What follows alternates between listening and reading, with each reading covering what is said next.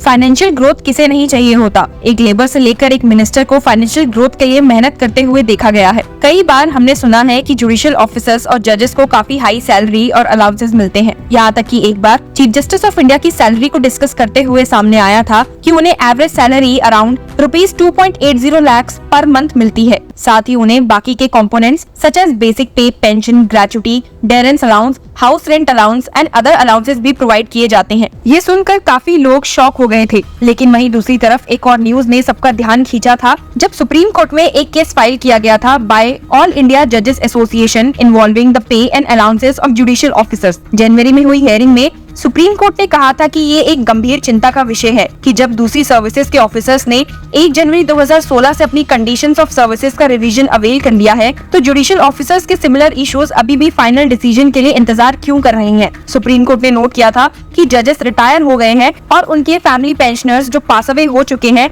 वो भी रेजोल्यूशन का इंतजार कर रहे हैं। आपको बता दूं कि इस केस की hearing chief justice of India lead bench कर रही है। सुप्रीम कोर्ट ने ऑब्जर्व किया कि देश भर में जुडिशियल ऑफिसर्स की सर्विस कंडीशंस में यूनिफॉर्मिटी मेंटेन करने की जरूरत है। इसके लिए प्रीवियस हियरिंग में सुप्रीम कोर्ट ने हर हाई कोर्ट में एक 2 जजेस कमेटी बनाने का निर्देश दिया था, जो कि सेकंड नेशनल जुडिशियल पे कमीशन के ऑर्डर्स को इम्प्लीमेंट करने के लिए रिस्पॉन्सिबल होगी, जिसमें पे, पेंशन और दूसरे रिटायरमेंट बेनिफिट शामिल होंगे। इसी केस को फिर से सुनते हुए चीफ जस्टिस ऑफ इंडिया की बेंच ने थर्सडे को कुछ रिमार्क्स पास किए हैं। हियरिंग की शुरुआत में जब कोर्ट के एमिकस क्यूरे एडवोकेट परमेश्वर ने बताया कि वो टीडीएस अलाउंसेस भी कट कर रहे हैं, तो ये सुनकर वो गुस्सा हो गए और उन्होंने पूछा, how can they, that is not allowed. Hearing से पता चला कि अलग अलग स्टेट्स में कंप्लायंसेस की सिचुएशन मिलती जुलती थी, जबकि कुछ स्टेट्स जैसे इलाहाबाद में माइनर इश्यूज थे। आंध्र प्रदेश जैसे कई राज्यों में मेजर नॉन कंप्लायंसेस देखने को मिला है, जहां कई जुडिशियल ऑफिसर्स अब तक अपने रिवाइज्ड अलाउंसेस नहीं पा सके थे, इसके बावजूद कि उन्हें पहले ही 6 एक्सटेंशन दिए जा चुके हैं। आंध्र प्रदेश के काउंसिल ने कोर्ट को बताया कि केवल अरियर्स बाकी है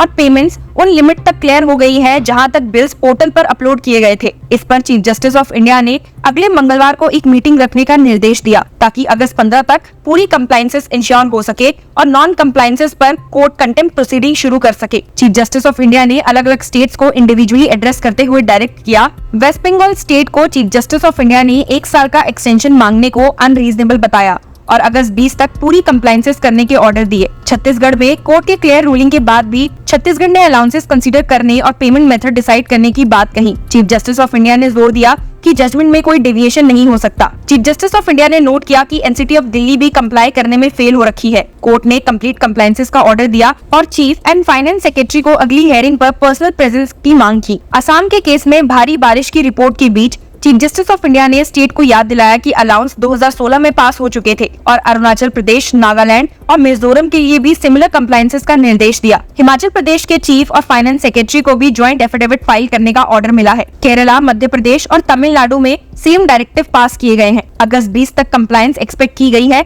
और 23 अगस्त को पर्सनल अपीयरेंस की मांग की गई है। सीजीआई ने दोहराया कि जुडिशियल इंडिपेंडेंस और कॉमन सिटीजन्स का रूल ऑफ लॉ पर विश्वास तभी बन सकता है जब जजेस अपनी जिंदगी फाइनेंशियल डिग्निटी के साथ जीते हैं। बेंच, जिसमें जस्टिस जेबी पर्दीवाला और जस्टिस मनोज मिश्रा भी शामिल थे, ने जोर दिया कि एक जज के टेन्योर और पोस्ट रिटायरमेंट के सर्विस कंडीशंस काफी असर डालते हैं जुडिशरी की डिग्निटी और इंडिपेंडेंस पर। कोर्ट ने जोर दिया कि जुडिशरी को एक वायबल करियर ऑप्शन बनाए रखने के लिए वर्किंग और रिटायर्ड ऑफिसर्स दोनों के सर्विस कंडीशन सिक्योर और डिग्निफाइड होने चाहिए। तो जैसे कि हमने आपसे कहा था कि सुप्रीम कोर्ट ने पहले ही हर हाई कोर्ट में 2 जजेस कमेटी बनाने का निर्देश दिया था, जो एसएनजेपीसी रिकमेंडेशंस को इम्प्लीमेंट करने का काम करेगी। ये committees committee for service conditions of the district judiciary के नाम से जानी जाएगी। उसमें सुप्रीम कोर्ट ने कहा था कि हाई कोर्ट के 2 जजेस होंगे जो चीफ जस्टिस द्वारा नॉमिनेट किए जाएंगे, जिसमें से एक जज पहले डिस्ट्रिक्ट जुडिशरी के मेंबर रहे होंगे और लॉ सेक्रेटरी, लीगल रिमेम्बरेंसेस भी शामिल होंगे। हाईकोर्ट के रजिस्ट्रार जनरल जो कमेटी के एक्स ऑफिशियो सेक्रेटरी के रूप में सर्व करेंगे और एक रिटायर्ड जुडिशियल ऑफिसर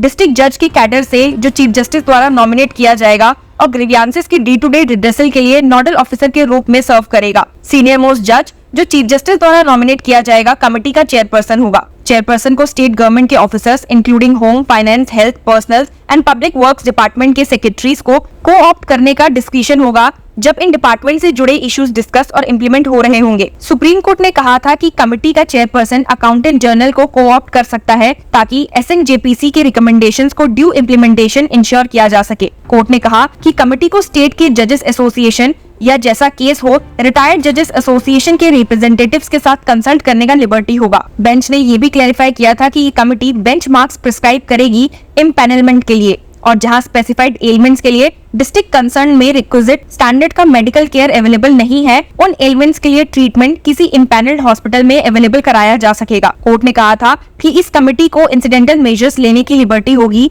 जो सिचुएशन को कवर करेगी जहां ऑफिसर्स जो स्टेट में सर्व किए हैं लेकिन वो स्टेट के बाहर रिजाइड कर रहे हैं। ऐसे केस में कमेटी स्टेट के बाहर के हॉस्पिटल्स को इम्पैनल करने का कंसीडर कर सकती है ताकि मेडिकल फैसिलिटीज अपील करना फैसिलिटेट किया जा सके। कोर्ट ने सैलरी, पेंशन, अलाउंसेस, अरियर्स का डिसबर्समेंट फरवरी 29, 2024 तक करने के स्ट्रिक्ट डेडलाइन के साथ सेट किया था और हर हाई कोर्ट कमेटी से अपनी रिपोर्ट 7 अप्रैल 2024 तक सबमिट करने की मांग की थी। ये कॉम्प्रिहेंसिव अप्रोच पेंडिंग इश्यूज को एड्रेस करने और जुडिशियल ऑफिसर्स को टाइमली बेनिफिट मिलने को सुनिश्चित करने के लिए किया गया था। तो जैसे कि आपने देखा कि इस मामले में सुप्रीम कोर्ट ने सेकंड नेशनल जुडिशियल पे कमीशन की रिकमेंडेशंस को इम्प्लीमेंट करने के लिए जो इंटरवेंशन की है वो जुडिशरी की इंडिपेंडेंस और फाइनेंशियल डिग्निटी को सेफगार्ड करने में एक महत्वपूर्ण कदम है। कोर्ट ने हर हाई कोर्ट में committee for service conditions of the district judiciary establish करने का डायरेक्शन दिया है जो देश भर में सर्विस कंडीशंस में यूनिफॉर्मिटी मेंटेन करने के लिए जरूरी है। ये मेजर्स डिलेज और नॉन कंप्लायंसेस को एड्रेस करने के लिए है जो अलग अलग राज्यों में देखी गई है